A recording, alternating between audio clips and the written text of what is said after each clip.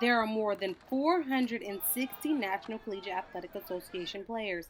Only a small percent of those students receive full ride scholarships. The rest receive partial scholarships or nothing at all.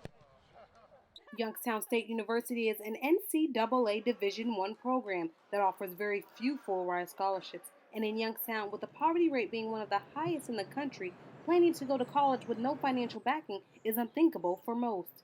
Yet many athletes from the area decide to go on to private and public universities and risk it all. And with little to no assistance, many students are already struggling to make ends meet. So this lack of funding could lead students on partial or no scholarship into deeper poverty. With the average student loan debt reaching over $30,000 in 2015, the stakes are much higher for someone who already has little or nothing to give. Athletes dedicate more than 40 hours a week to their sport, from workouts to class and practice, leaving them little room for job employment. But athletic director Emily Willett tells me time constraints like these are similar to many college students. You're stretched, but I don't think it's any different than a general student. I think they have a lot of opportunities that they should, be grateful for and make the most of it. One student athlete told me about his sacrifice and dedication to make things work for him in order for all of his dreams to come true. Roosevelt Griffin is a tailback and sophomore at Youngstown State University. It's a lot of hard work that you got to put in, day out, and you got to perform day in, day out. Griffin grew up in Youngstown with his mother and brother and has a great support system, but things haven't always been easy for the trio.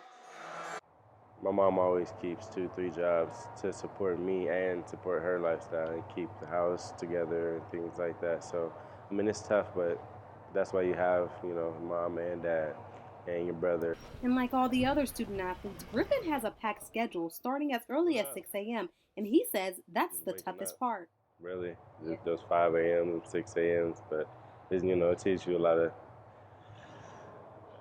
of discipline.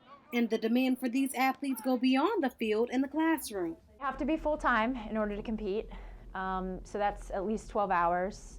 And then it's, you could have 20 hours of countable athletic-related activity, but that's included. That doesn't include the fundraising that they might have to do. That doesn't include the student-athlete programs that I require them to go to. In our department, on their other areas of development. It doesn't include some of the other pieces that they have to do. And by now, Griffin has become pretty accustomed to the rigorous schedule. Football is your job, so, it's every day, all day. You go from working out at 6 in the morning to going to class at 8, then you got another class at 10, and then come back here at 12, and you got special teams meeting, you have your individual meetings, then you go into your team meeting, and then you go to practice, and then you watch film after practice, so it's pretty much an all-day thing. And while his days are long and jam-packed, he wouldn't have it any other way. If you love the game, then you'll do whatever it takes, And although Griffin has a strong support system, the struggle for many other students can be much more real. With more engaging news, I'm Tashika Williams.